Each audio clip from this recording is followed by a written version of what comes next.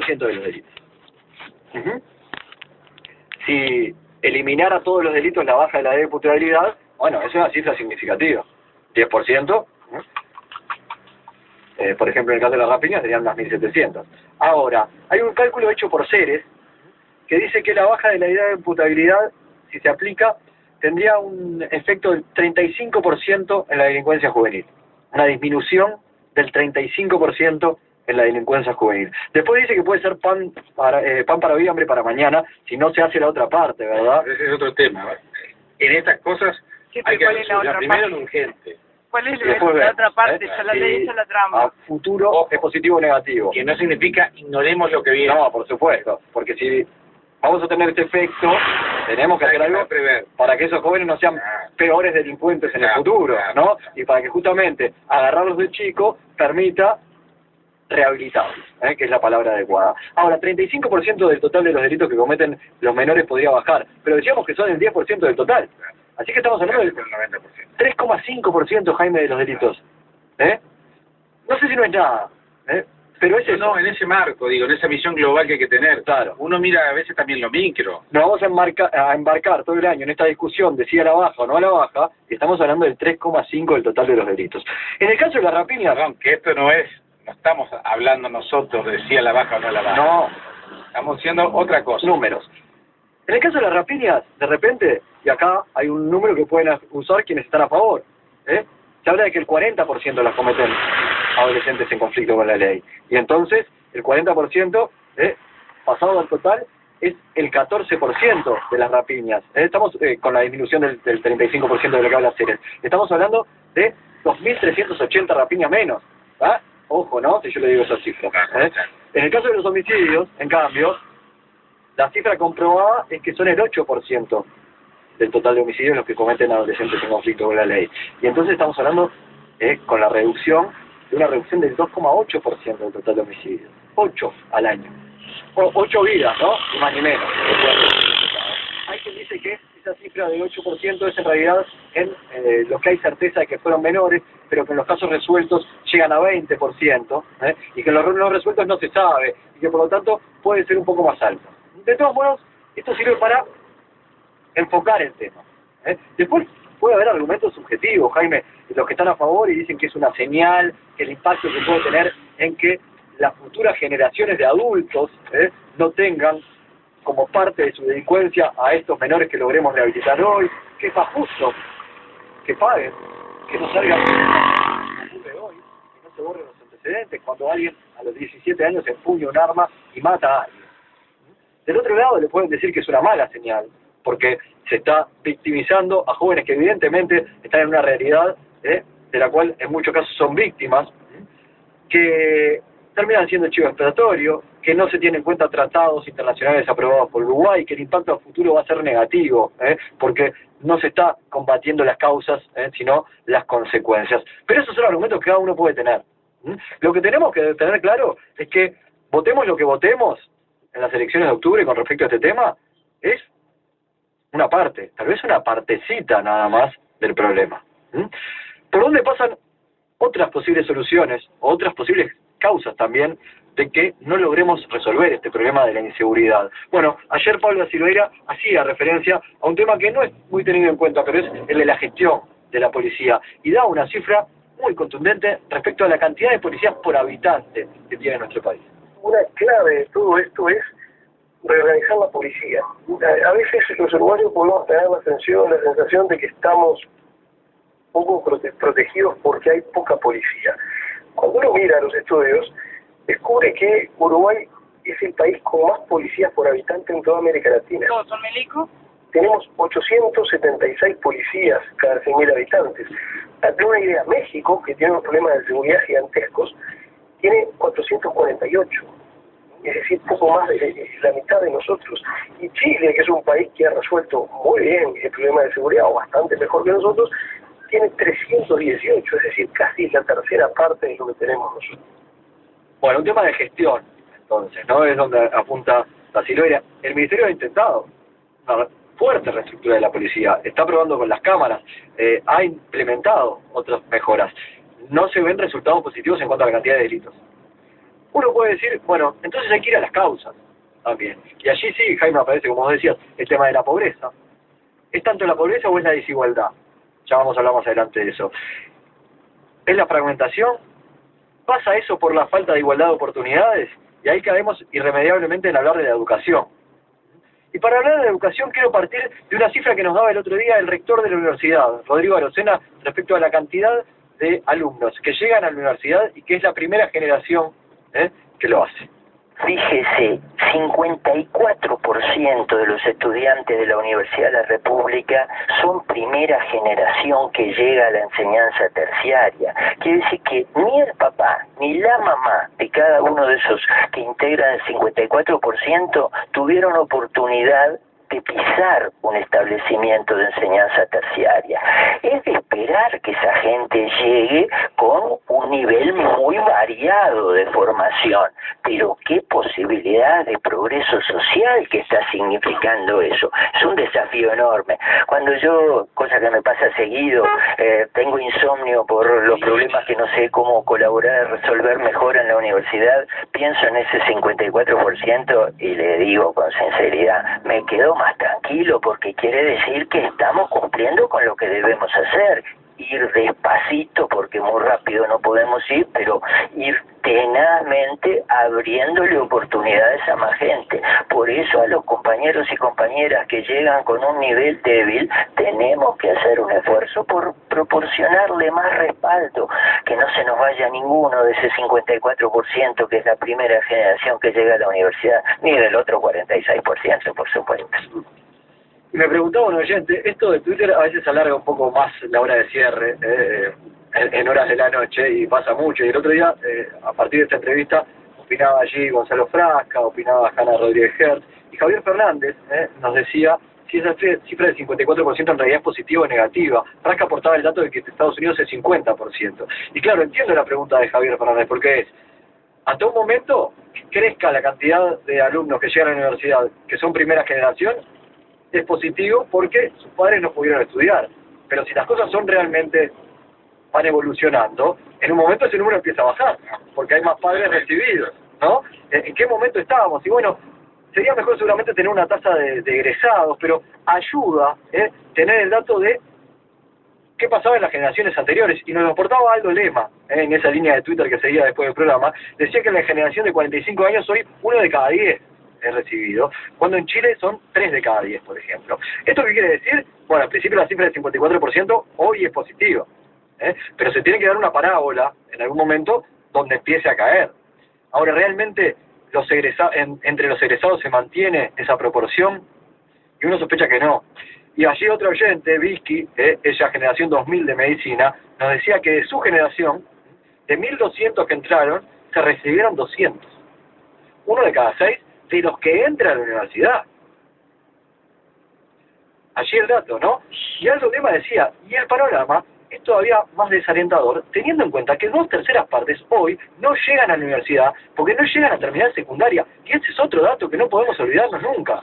2/3 partes de los alumnos, de los adolescentes, no terminan secundaria. 2/3 partes no terminan secundaria.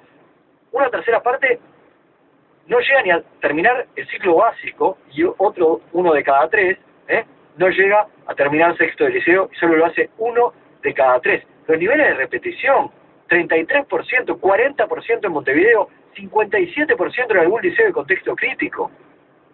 Vaya que hay un problema en la educación, ¿no? Fíjate que hoy el semanario Voces le hace una entrevista a Teresa Capurro de primaria, y ella, el título de la nota es se habla de que no hay problema de puente. Solamente hay que ver la cabeza del otro, de mierda la tienen, vos. Y ella dice, no hay puente. Ni siquiera Hay puente. Exactamente. Fíjate que en la facultad veterinaria, cuando fui a ver esa muchacha que se recibía, la querían pasar por sobresaliente cuando la loca no sabe, dice, bueno, pregunta a India, y una tipa está dando una consejera de la NEP. Y la querían pasar con buenos sobresalientes. Pero consejera de toda la NEP, entró Jorge y dijo, no, escuchame, yo no puedo bajar mi nivel. Y la pasaron con lo bueno. No es oposición, para nada. ¿Hay un problema en el puente? Clarísimamente hay un problema. Que use la figura que quiera, ¿no? Pero nos encontramos con que 1 de cada 5 no logra hacer ese pasaje satisfactoriamente. Sí, 1 de cada 5, ¿cuánto le da? Nos encontramos que cuando se hacen las ayudas adecuadas, por ejemplo el programa Tránsito Educativo, al que ahora se oponen algunos docentes, el 96% lo logra con ese acompañamiento. Vaya si habrá un problema del puente, y vaya si no podemos responsabilizar solo a secundaria, ¿no? O vamos a cambiar el sistema fragmentado de esa manera. Creo que sería un error, ¿no? Hay que mirar el conjunto, y por eso estamos tratando de enlazar unas cifras con la otra. ¿Qué pasa con la calidad? Bueno, ahí están las pruebas PISA, ¿no? Rompiendo los ojos, mostrándonos que casi la mitad de nuestros adolescentes no llegan a los niveles mínimos, mostrando que Uruguay bajó de promedio al nivel 1, que en el promedio, que significa que no se alcanzan las competencias suficientes para integrarse al mercado laboral. Escuchemos lo que nos decía cuando se conocían los resultados de las pruebas PISA, en las que siempre nos fue mal, aunque ahora un poco peor, la docente, la profesora de Facultad de Ingeniería, profesora de Matemática, Hanna Rodríguez Hertz. Le quitaría dramatismo a la caída. Son los peores resultados, pero en realidad eran malos de antes. Lo que ocurrió es que con esta caída de puntajes hemos caído en un nivel, digamos. Nuestro promedio PISA nos pone en nivel 1. ¿Qué quiere decir eso? Que estamos por abajo del umbral de competencia. ¿Qué quiere decir eso? Que el promedio de nuestros alumnos solo sabe hacer operaciones muy básicas de matemática, no saben interpretar y reconocer situaciones en contextos que requieren una inferencia directa. Están por abajo de eso. Nuestros puntajes PISA han sido relativamente establemente malos, podríamos decir, desde el 2003 hasta ahora. Ahora han sido nuestra peor performance, pero nunca fueron mucho mejores que esto. O sea, en las ediciones anteriores estábamos en un nivel más, pero en la parte más abajo de ese nivel más. Estamos en el umbral de competencia, estamos por abajo de poder empezar a utilizar el conocimiento. El tema es qué significa ese número. Significa que lo que ha medido estas preguntas es que no pueden ni siquiera interpretar y reconocer situaciones en contextos, no pueden inferir cosas. O sea, el promedio de nuestros, es más, no solo el promedio de nuestros estudiantes puede hacer eso, un 56% de nuestros estudiantes no logra pasar ese nivel. Tremenda la cifra, ¿no? Tremendo lo que explicaba además Hanna. Y entonces me pregunto, a ese 54% Jaime que llega a la facultad de primera generación, con esta formación, ¿estamos creando oportunidades o frustraciones? ¿No? Porque después, ¿qué significa eso? También con todos los efectos colaterales que esto tiene. Por supuesto. No hay que mirar las burbujas de la seguridad, la educación, la pobreza. Por separado, exacto. Por eso estamos intentando relacionar todos estos datos. Y vamos a hablar de la pobreza, pero hay un informe también de CERES, el Centro de Estudios de la Realidad Económica y Social, que habla de que puede ser hasta una decisión consciente abandonar el liceo, no solo para trabajar, sino para dedicarse a delinquir, porque desde el punto de vista económico es mejor. Estemos atentos, sepamos la realidad en la que vivimos. Una realidad que, por otro lado, muestra aristas muy positivas y mejorías muy importantes, que podrían ayudar a mejorar la educación, a mejorar la inseguridad. Por ejemplo, la cifra de pobreza, Jaime. Y hoy, en el Parlamento, el ministro de Desarrollo Social, Daniel Ulesker, adelantó cifras muy positivas para el año pasado y también en proyección para este año que está empezando, para este 2014. Escúchenlo. La pobreza en Uruguay en 2004 era 40%, 39.6%. El 2012 cerró con 12.4%.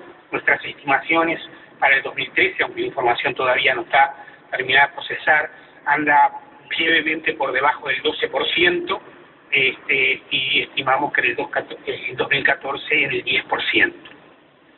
Eso significa 800, porque esto siempre es bueno pasarlo al número de personas.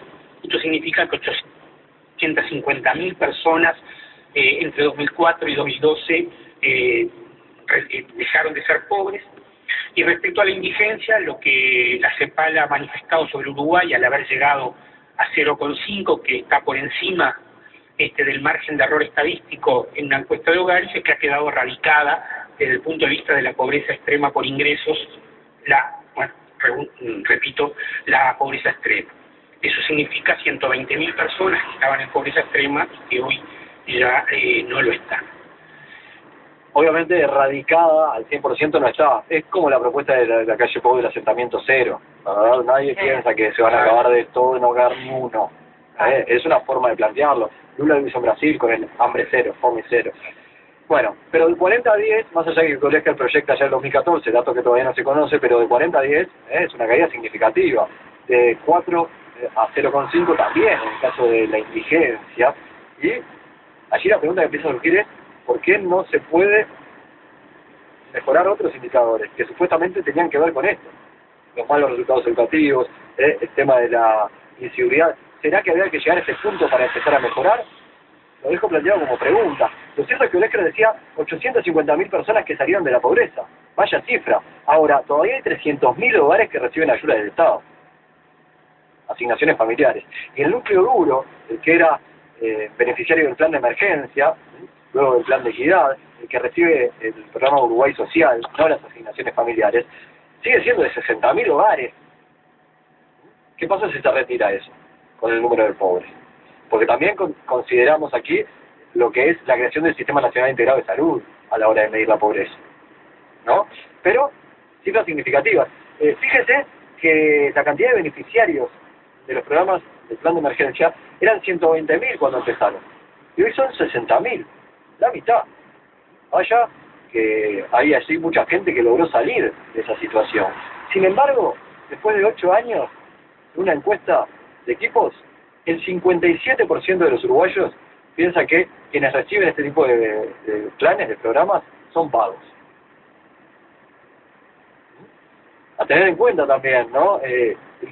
Todo de la sociedad en que vivimos para entender los problemas que tenemos. Olesker, hablando de estos asuntos, del crecimiento, de la mejora de distribución, habló en una charla con jóvenes socialistas que hoy se publica en el Semanario de Búsqueda, donde dijo que el rango distintivo y la diferencia entre un gobierno de derecha y uno de izquierda es que el segundo no se caracteriza por hacer que la economía crezca, porque un incremento excesivo de la riqueza puede generar exclusión. Los crecimientos excesivos en materia económica son malos, dijo Olesker. No hay duda de que siempre que hay capitalismo se incrementa la riqueza, pero también hay exclusión social. Pero hoy habló en el Parlamento justamente de Olesker con respecto a la desigualdad y la distribución. Y escuchen lo que decía. La desigualdad del índice de Gini, que en Uruguay en el 2004 era 0,437 y hoy es 0,386. Esto significa un 12% de mejora en un índice que mide la desigualdad de ingresos entre la población. Y finalmente, me gustaría simplemente recordar las cifras del gasto en educación y salud pública, ANEP, Universidad y ACE, durante los 5 promedio de los 5 periodos de gobierno desde 90 hasta aquí. En el periodo de 90 a 94, en pesos reales de 2013, fueron 22.000 millones de pesos. En el periodo 95-99, 29.000 millones de pesos. En el periodo 2000-2004, 32.000 millones de pesos. En el 2005-2009, 41.000. Y en este periodo de gobierno ha llegado a 62.000 millones de pesos en términos reales, lo que significa un incremento de 50% respecto al primer periodo de gobierno del Frente Amplio y el triple que respecto al gobierno del 90 al 94, obviamente estoy hablando en pesos constantes. Eso ha significado un incremento en el gasto por usuario en el caso de salud o pública o por estudiante en el caso de la educación pública de arriba del 50% en términos reales. ¿Cuánto ha sido el crecimiento al que han permitido estos aumentos? ¿Verdad? Muy valorables y muy significativos. Ahora, ¿los resultados están acorde a estos aumentos? En seguridad, en educación, en salud. Cuando se plantean los proyectos para los aumentos, ¿se piensa o cuánto se piensa en el resultado esperado? Datos, ¿no? Hasta acá, datos. Para aportar al debate en este año electoral, sobre todo en la cabeza de los electores, ¿no? Como información para que sepan de qué les están hablando. Después está el que tiene la camiseta puesta y dirá, está todo excelente, o dirá, está todo un desastre. Pero me imagino que en el medio habrá gente que diga, bueno, yo valoro lo que se ha hecho, hay que hacer más, pero valoro lo que se hizo hasta acá. Habrá otros que digan, se han hecho las cosas bien, algunas no tanto, algunos que crean que se necesita un cambio, otros que no. habrán otros que piensen, bueno, hay cosas que se hicieron bien, hay cosas que están mejor, pero no se aprovecharon las circunstancias. Yo creo que en el fondo todos, su fuero íntimo saben que no está todo bien y que no está todo mal. Bueno, y la otra reflexión en la que te quiero terminar este informe, Jaime, tampoco tenemos que esperar que todos los problemas nos los resuelva un gobierno o un Estado, ¿no? Y en especial estos problemas. Porque, y tampoco podemos esperar que todos los problemas se resuelvan con plata, ni con crecimiento, ni con distribución. Porque se redujeron de esta manera los números de pobreza, y la distribución mejoró de esta manera, y sin embargo, los números de los delitos siguieron aumentando, ¿verdad? Entonces, hay un problema de violencia que hace a la sociedad toda, más allá de la responsabilidad que obviamente le cabe a los gobiernos.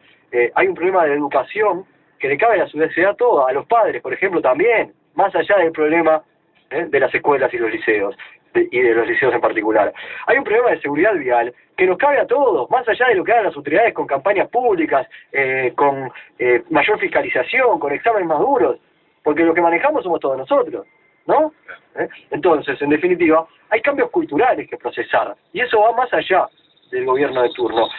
Obviamente, que el gobierno de turno tiene y tendrá mucho que hacer, por supuesto, pero la solución de fondo de estos problemas creo que incluso va más allá de eso. De 7 a 8, el análisis de la información está en Hora de Cierre. Más periodismo, más radio, siempre Sarandí. Más comunicación, más interactiva, más radio. Siempre Sarandí 102.9. FM total en simultáneo con Sarandí.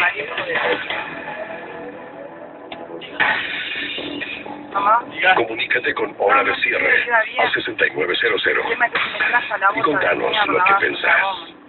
Cuando te cortes yo te vas a dar cuenta. Urupaper presenta Discovery y Navigator, papeles más blancos y de alta calidad que no atacan tu impresora. Discovery y Navigator, fabricados por el grupo Portucel y Porcel, líderes en papeles premium. Distribuye Urupaper. Señora, señor, ¿ya pensó qué va a hacer en las vacaciones? Porque la familia Fernández, sí. Del 2 al 15 de enero, la familia Fernández se va de vacaciones. Playa, paseos, camping, juegos y mucha diversión. Familia Fernández, la de la casita de ladrillo, pegadita a la carnicería. Hace como los Fernández y contratá Auto más Casa del Banco de Seguros. La tranquilidad de irte de vacaciones, más la tranquilidad de dejar tu casa asegurada. Si ya contás con seguro de vehículos del Banco de Seguros, por $100 al año, asegura también tu casa por hurto, incendio, responsabilidad civil, cristales y vida. Infórmate con tu corredor en www.bse.com.uy por el 1998 o en cualquiera de los locales BSE de todo el país. Banco de Seguros del Estado. En Uruguay, nadie te da más seguridad. Cerca de usted, alguien le recomendará invertir con Conexión Ganadera. ¿Sabía usted que esta empresa ha manejado $100 millones y más de 350.000 animales desde su creación? Conózcanos en conexionganadera.com o llamando al 2623-5400. Conexión Ganadera, siempre creciendo, siempre creando. Que no te confundan. Un agua común mineralizada no es lo mismo. Fíjate en la etiqueta y preferí Esencial. Agua mineral natural que nace al pie del Cerro Pan de Azúcar. Más análisis. Más información. Más radio. Siempre Sarandí. Comunícate con Hora de Cierre al 6900 y contanos lo que pensás. Urupaper presenta Discovery y Navigator, papeles más blancos y de alta calidad que no atascan tu impresora. Discovery y Navigator, fabricados por el grupo Portucel y Porcel, líderes en papeles premium. Distribuye Urupaper. Maracaná, película de Sebastiano Bernarica y Andrés Varela, reúne imágenes tomadas de 27 fuentes distintas, 528 horas de edición, 1872 escenas. Y ese no sabe dónde va, lleva una luz prendida ahí, no sabe si va a ir para la derecha, para la izquierda, no tengo ni idea.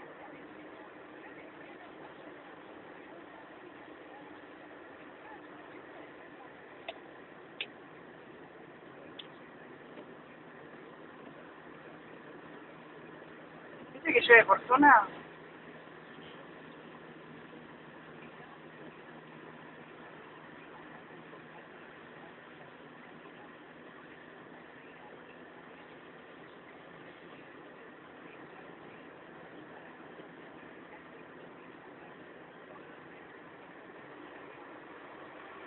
Fui por el puente.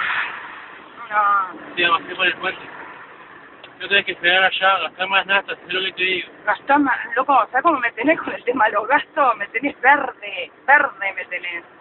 Sí, o por rollo no pagas. Amarillo me tenés ya con el tema de los gastos. Tienes que darte una vuelta, tenés que mirar. Si uno por acá y otro.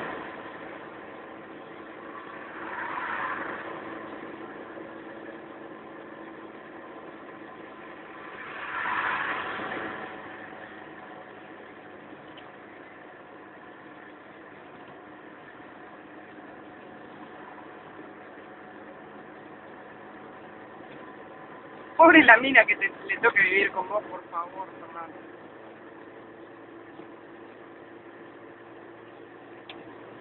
A los 3 días te seguro te manda a cagar de una. O seguramente te va a decir, disculpame, pero yo también trabajo.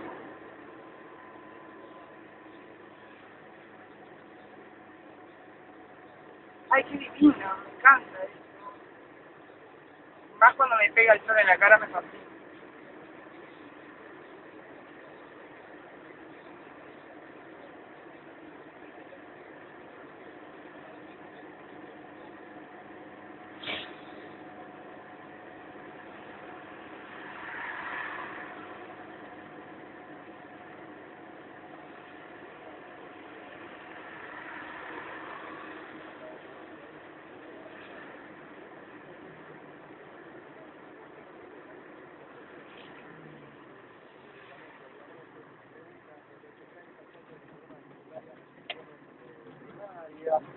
El teléfono 259 dice: hola, doctor Vázquez, debería encuestar a Raúl Sendic acerca de la inseguridad para darse cuenta de que existe. Esto dice el teléfono 259. El ruso dice: la baja de la edad de imputabilidad no es la solución final contra la inseguridad, es una medida más, pero incluye un mensaje. La sociedad debe poner un límite a la violencia que ejercen los menores impunemente. Algo parecido a través del Twitter, nos decían también.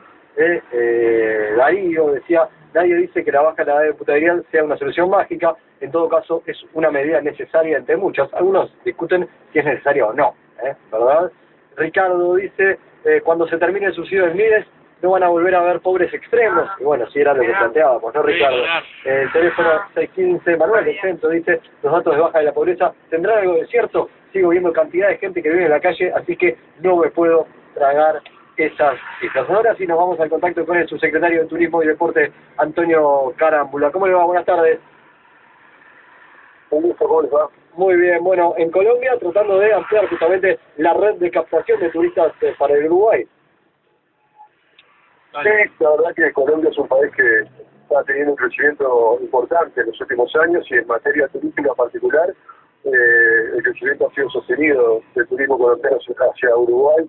En el último año recibimos unos 30.000 colombianos, seguramente muy lejos del techo al que podemos llegar acá en Colombia, pero si uno mira las estadísticas se ve que el crecimiento es sostenido.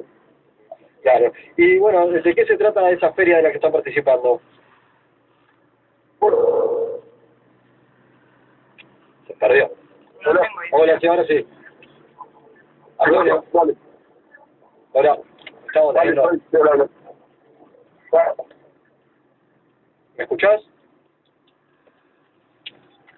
Bueno, estamos teniendo dificultades de comunicación, vamos a ver si podemos volver dentro de un rato. No nos queda mucho tiempo tampoco, tal vez deba quedar para mañana este contacto desde Colombia, como le decía, con el subsecretario de Turismo y Deporte, Antonio Carámbula. Digamos que hay otros mensajes que llegan al 6900, el teléfono 823 dice: solo es plata gastada. Ya está mucho mejor encender la radio y oírlos hablar de esto, pero hay acumulación en calidad de pobreza y eso no se baja solo con plata. El teléfono 097 dice: en los últimos años fui rapiñado más de una vez y hace 3 meses rompieron la puerta de mi casa y entraron a robar. A mi hermana le pasó lo mismo. En este país no se piensa en el futuro, los delincuentes están ganando cada vez más terreno. El ruso también nos dice, no se olviden que la propuesta de reformar o la propuesta plebiscitar en octubre incluye 4 artículos, no solo la baja de la edad de imputabilidad, también el mantenimiento de los antecedentes, que ya se votó pero por 2 años, y la propuesta es que queden para toda la vida. Recordemos que estamos hablando siempre de delitos graves, no de todos los delitos cometidos, y no por todos los adolescentes que están entre 3 y 18, sino los que tienen entre 16 y 18, que en caso de que el juez no descarte aplicar el código mayores porque entienda que no han llegado a la madurez, bueno, entonces tiene que aplicar el código para los mayores. Los otros 3 puntos son también un instituto independiente del INAU para la recuperación, cosa que ya se está creando, ruso también, se creó el CIRPA justamente para eso, y hay una evolución que lo que hace a lo largo de estos años, creo que en este 2014 termina ese proceso, es separarlo definitivamente del INAU, y también penas más duras para quienes utilicen menores para delinquir. Es cierto que está incluido eso también. Ya hicimos un informe en diciembre sobre esto, que implica en la práctica hoy lo que se va a plebiscitar, y es básicamente con respecto a las rapiñas que los menores infractores tengan penas mayores. Eso es centralmente lo que cambia en la práctica. Hoy no tienen mínima, y la mínima para los mayores es de 4 años. Hoy la máxima para los menores es de 5 años.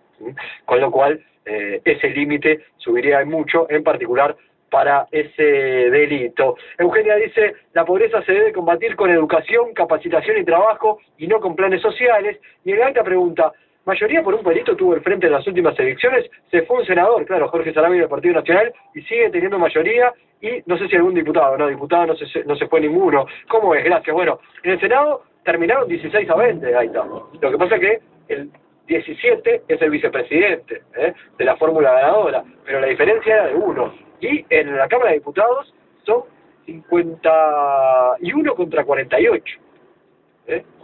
51 contra 48, el total de 99 diputados, y fue por unos miles de votos.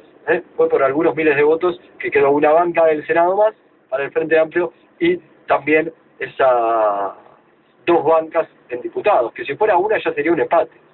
Y eso es lo que puede llegar a cambiar en esta próxima elección, además de que eventualmente, eso con las encuestas hoy, ¿no? Eventualmente puede pasar mucho en esta campaña electoral, incluso que el próximo presidente no sea quien hoy es favorito, pero no ya ganador, Tabaré Vázquez. Hacemos la tanda y venimos con más horas de cierre.